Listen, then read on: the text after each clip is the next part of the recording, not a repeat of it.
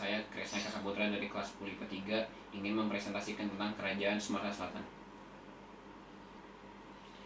Pertama, asal mula Kerajaan Sumatera Selatan. Pada awalnya masuk Islam ke Nusantara, Palembang merupakan salah satu tempat pertama kali mendapat pengaruh Islam. Sebagian besar raja-raja Sumatera beragama Islam. Selanjutnya saya akan menjelaskan tentang raja pendiri dari Kerajaan Palembang. Pertama, Sultan Muhammad Mansur, yaitu Palembang resmi bercorak kesultanan yang merdeka dan berdaulat di bawah penguasaan Pangeran Aryo Kusuma dengan gelar susunan Abdurrahman Khalifatul Mukminin Sayyidul Imam. Yang kedua, saya akan menjelaskan tentang raja kejayaannya. Raja kejayaannya ialah Sultan Mahmud Bahrudin. Sultan Mahmud Bahrudin berpengaruh besar dalam kepemimpinannya karena beliau berwawasan luas dan memiliki pengalaman yang sangat amat memadai. Yang ketiga, Raja Keruntuhan. Raja Keruntuhannya ialah Sultan Najamuddin IV atau Prabu Anom. Sultan Najamuddin IV melarikan diri ke daerah Ogan, akan tapi karena ditinggalkan pengikutnya, kemudian menyerah kepada Belanda dan kemudian dia diasingkan ke Batavia dan dibuang ke Manado.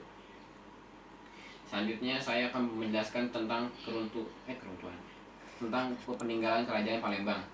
Pertama, Benteng Kuto Besak. Benteng Kuto Besak mempunyai ukuran panjang sekitar 288 meter dan lebar sekitar 187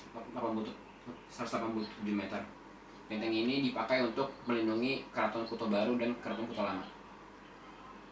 Yang kedua, Kuto Gawang. Kuto Gawang berbentuk 4 persegi panjang, berukur tebalnya 30 x 30 cm. Kota Benteng berbenteng kemudian hari ini dikenal dengan nama Kuto Gawang, mempunyai ukuran 1093 meter. Yang ketiga yaitu Kuto Tengkuruk. Kawasan ini kawasan inti keraton Kesultanan Palembang Darussalam pada masa pemerintahan Sultan Mahmud Bahrudin II. Luasnya sekitar 50 hektar dengan batas-batas yang ada di utara, selatan, barat, dan timur. Selanjutnya saya akan menjelaskan tentang kehidupan sosial masyarakat. Kehidupan sosialnya ialah secara garis besar suku Palembang terdiri atas dua kelompok yang berbeda strata sosialnya, yaitu Wong Jero dan Wong Jabu. Perekonomian Kota Palembang. Mata pencarian penduduk Kerajaan Palembang adalah bertani, menangkap ikan, mengumpulkan hasil hutan dan tambang, serta berdagang. Pada saat sistem pertanian masih sederhana, hanya sekedar untuk memenuhi kebutuhan sendiri dan sebagian dari hasil pertanian mereka dijual untuk mencegah lahannya digusur. Yang ketiga, pemerintahan dan pertahanan. Penguasa tertinggi di pusat pemerintahan Kerajaan Palembang ialah Kesultanan. Kekuasaan Sultan tidak dibatasi oleh aturan-aturan hukum. Yang terakhir, keruntuhan, yaitu tindakan Belanda ini membawa konsekuensi kemarahan yang terpendam di keluarga Sultan maupun rakyat di pedalaman Musirawas. Sultan Najamuddin IV melarikan diri ke daerah Ogan, akan tetapi ditinggalkan oleh pengikutnya dan akhirnya beliau tertangkap. Sebab-sebab keruntuhannya ialah perubahan alam di sekitar Palembang, letak Palembang yang makin jauh dari laut menyebabkan daerah itu kurang strategis lagi. Akan menjelaskan tentang Kerajaan Demak. Sejarah berdirinya Kerajaan Demak. Sejarahnya ialah para mubalik Wali Songo yang berjasa dalam berdirinya Kerajaan Demak. Selama menyiarkan dan mengembangkan agama Islam, mereka berupaya memusatkan di satu lokasi, yaitu di Demak. Kerajaan Demak resmi berdiri beberapa saat setelah Kerajaan Majapahit runtuh. Yang pertama, Raja Pendiri. Raja pendirinya ialah Raden Patah. Raden Patah pada masa sebelum mendirikan Kerajaan Demak terkenal dengan nama Pangeran Jibun.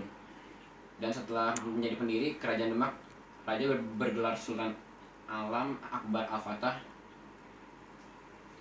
Selanjutnya, Kerajaan Kejayaan, yaitu Adipati Yunus. Pada tahun 1518 ketika Raden Patah sudah wafat, kemudian pemerintahan Kerajaan Demak digantikan oleh Raden Adipati Yunus.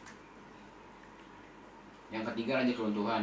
Raja Keruntuhan ialah Sultan Trenggono. Di bawah pemerintahan Sultan Trenggono inilah pemerintahan Demak mencapai masa batasnya karena banyak mengalami kemunduran.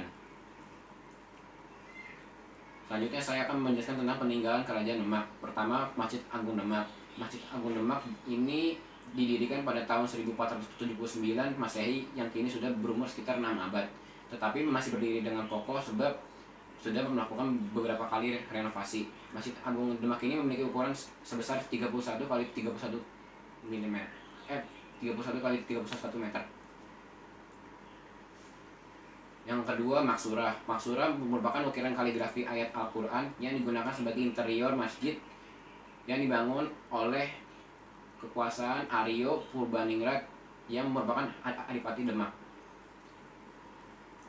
Yang ketiga, Pintu Bledek.